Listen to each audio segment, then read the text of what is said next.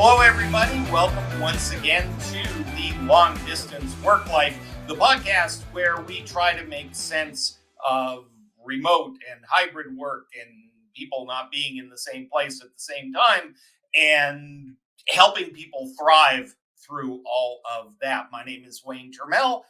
My usual co-host, Marissa, is not here today. It's an interview show, and I'm very, very happy and fortunate to be talking to Heather Hansen. And we're going to be talking about accents and working across languages and all kinds of good stuff. And she knows of which she speaks because she is joining us from Singapore. Hi, Heather. Hi, Wayne. Great to be here. Thanks for having me. Well, as always, thank you for being had. Um, Tell me, what does the Global Speech Academy do?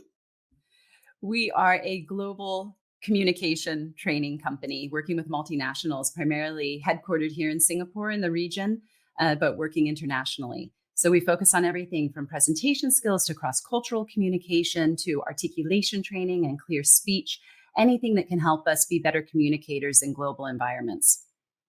Well, that sounds like worthy work and important stuff.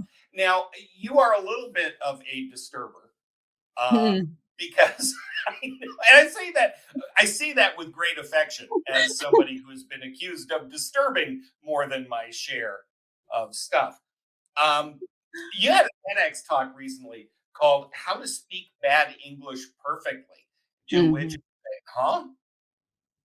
Yeah, people don't like hearing that. They don't want to hear, well, why would you want to speak bad English? The whole point of that talk is the fact that there is no such thing as good or bad English. There's only communication that works. So either you get your message across successfully or you don't. And I it just pains me that so many people come to me and say, "Oh, my English is so bad. My pronunciation is so bad."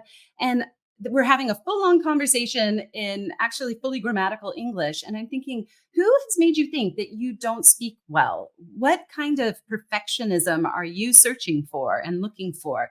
Because as far as I can tell, you speak just fine. But there's so much bias, so much negativity. We use language as a power for maintaining privilege in the world. And so as native English speakers, it's very easy to maintain our privilege and power in the global economy by focusing on how bad people speak English. And Well, this is all part of that. You need to lighten your skin and not cover your mouth when you laugh, and all of that yeah. cultural stuff, right? Hmm. Hmm. That that goes with being an old cishet imperialist kind of guy. Yeah. Yeah. Um, but one of the things that I know that you feel very passionate about is, besides all of those other things, this notion of having to eliminate accents and the idea of accent bias. Tell us what that looks Mm. like, right, in the workplace, and Mhm. then why does that make you so crazy? Yeah. So we'll never eliminate accents. So it's not so much that, it's more the bias against them, right? Because first of all, we have to understand every single person in the world has an accent. I mean, I grew up in Central California believing I didn't have an accent. It was everyone else with an accent, right? And those of us who think that way have actually never experienced the bias that is there for people who sound different than the culturally accepted prestigious norm. So I hit the lottery, right? Being born into this variety of English that's globally recognized, seen as educated and eloquent. And I've based a whole business off of it. And I've been very successful due to the fact that I speak a type of English that people recognize and believe is prestigious. And now it's not like that for everyone. When I went abroad, I first started learning about accent bias because I was living in German speaking societies and Danish speaking. I'm fluent in both languages. My German's very rusty now. My Danish, I'm married to a Dane, so we speak it daily. And living in Denmark, for example, speaking fluent Danish, I'd be stopped in the middle of business meetings like, "Oh, your accent's so cute. Oh, say more. Oh, I love hearing your accent." It's like, we're in a business meeting. Why aren't you listening to what I say and taking me seriously? You would never say that to me if we were speaking English right now, right? But that shows the privilege that I have because I could say, we can do this in English if you want, and then they're like, "Oh, no, no, no, it's okay, it's okay." Because that would give me my power back, my respect back. But what about the people who speak Mandarin or Tamil or Malay or Indonesian or languages that aren't global languages? They don't have that option. They're dealing with this every single day in and day out, trying to compete in a world that is dominated and run by English speakers. So that's what fuels all of my work. It's how can I help these people to better compete, to feel just as confident, and to get the rest of the world to actually start listening to what they are saying, and accepting them for who they are instead of constantly thinking about, oh, that's funny the way they said that. And oh, their English is so bad. And oh, why don't they speak better? And oh, you've lived in America 40 years. Why do you still have an accent? All of these kinds of biases that come to the surface. And I know I'm not trying to steal your thunder, but one of the things that occurs to me is with the rise of asynchronous work. Mhm. You encounter a little bit less of that Mhm. because in cyberspace, no one you don't type with an accent. Yes and no, right? Because the type of English that's spoken globally, there isn't just one global English. And that's one of the problems. Singapore English has its own rules, its own grammatical structures, its own vocabulary. Indian English has many different varieties. English spoken in the Philippines, slightly different. Some are more British English based, some are more American based, depending on who colonized them first. And so even in the writing, when you write with someone from India, the terminology they use, maybe some of the different grammar markers that you find will be different. And so if you think of it that way, there is almost a written accent as well, where we're thinking, oh, why can they never put an S on the third person singular? He works, not he work. Like, oh, their English is so annoying. It comes up both in writing and in speech. I mean, just look at the comment section of any social media site and the way people will break down the writing of what someone said, usually because they have no real argument. So they go to the language as the way to make themselves superior. So the grammar police, I'm talking to you. It's that is not necessary, because if you understood the message, then communication happened, and that's the way we have to start approaching all of our communication, especially in the working world. Well, and I love that you are not trying to educate the individual workers so much as the leaders in the organizations. Mm. It really does start from the top. It needs to the leaders need to fully understand this in order to make it quite clear that, listen, we're accepting of everyone. Now, the problem in organizations is that we talk about everything in DEI, from age to race to gender to sexuality, ableism, all of these things, but language is never discussed. And it's a foundation for all of them. When you hear of someone on the phone, you're immediately categorizing. You're giving them the gender you believe they have, not how they identify. You are deciding what race they probably are. You are deciding their education levels, probably where in the world they're from. You have decided all this information and created a vision of that person without even seeing them, without knowing them. And this is not discussed in the workplace. It's not included in DEI policy. It's not protected by law unless you can link accent bias and discrimination to national origin. So that means, okay, if you're a foreign language speaker in America and someone is discriminating against you and saying, oh, you can't speak English, go back where you're from. Well, that's an easy link to national origin, and you have a court case. But what about the white American man from Alabama who is going up to work on Wall Street and is being made fun of because of his Mhm. accent or isn't taken seriously? What kind of national origin clause can he fall back on? So this is not only a native, non-native foreign speaker. We experience this within the United States. And if I say, the South, New York, New Jersey, Boston, California Valley Girl, Florida, we have immediate ideas of what these accents sound like and what the characteristics for those groups of people are, right? Yeah, and the human attached to them. Yeah. Yeah. And so this is an issue for everyone. It isn't only a native, non-native, although we see it happening even more when we're trying to deal with people from a different culture and background as well. Well, that obviously gets to the point of in an increasingly global world, right? This Mhm. notion that, you can't really you can't get the benefits of globalism without dealing with other humans from other places. It kind of Right. goes with the territory. And you said something, and I'm dying to get into what the heck you mean by this, because as somebody who has spent 30 years teaching communication skills, your big battle cry is that communication is not a skills problem. And what? Well, that statement comes from my frustration as a corporate trainer, where every October I get phone calls from HR saying, "We really want to commit to changing the communication culture in the company. Can you come and do a 2-day program on presentation skills?" And it's like, that's not going to cut it. That's not going to change anything. That's not going to move the needle even a little bit. This is not simply a skills problem. It's much more than that. It has to do with the entire culture of the work environment. Are people conscious communicators? Do we have cultural intelligence, cross cultural skills? Are we good listeners? Are we aware of our environment? And when we have the loud voices and we're dominating, and when we aren't letting people in, when we're interrupting, do we have connection in the company? So is there psychological safety? Are we building strong relationships? What do the social networks look like inside the company itself?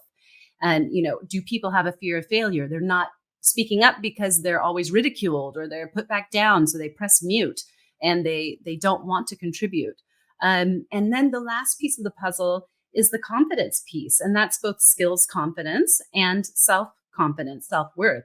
So it's only that very little sliver of the skills confidence. If you truly don't know how to communicate, you truly have such a heavy accent, no one on earth can understand you, then we do need to work on some skills. But that is a very small part of the puzzle. I could teach you everything I know about a great presentation, being a good presenter. But if you're in a toxic environment with a boss who doesn't listen, you could give the best presentation in the world and it's not going to do anything for you.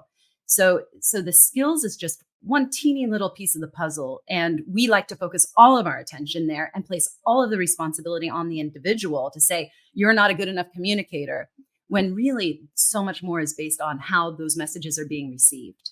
I'm going to take us off topic for a moment because I'm fascinated by this. Having taught presentation skills in your Mm. corner of the world, does the expectation of what makes a good presentation from the leadership standpoint, how much work is it to take somebody from a, let's call Southeast Asian culture, and have them present to the white guy from New York?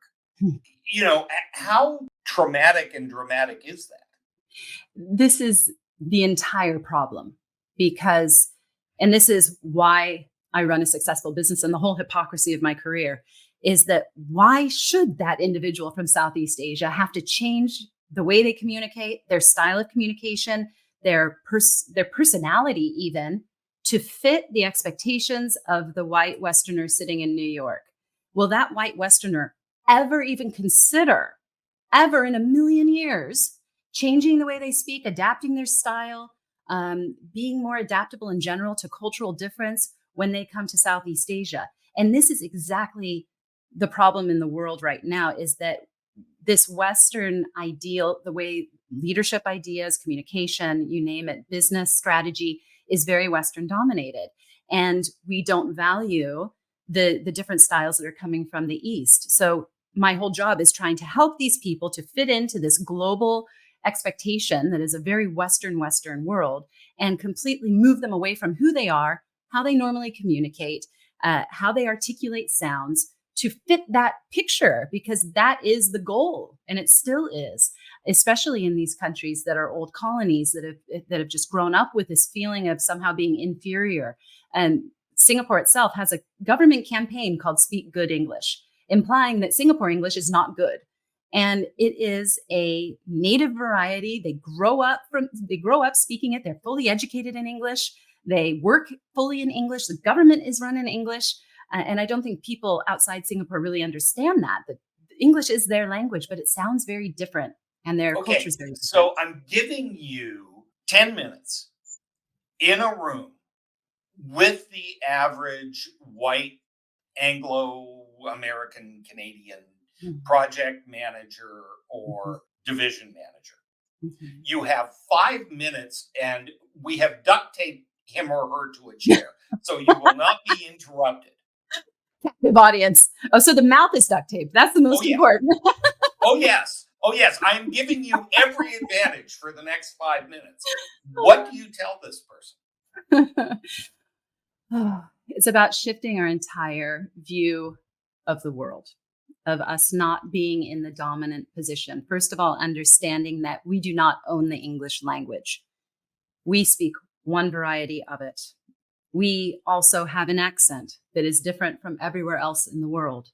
We have to completely change that mindset that we're walking into global conversations in the powerful position and look at people as our peers and listen for understanding.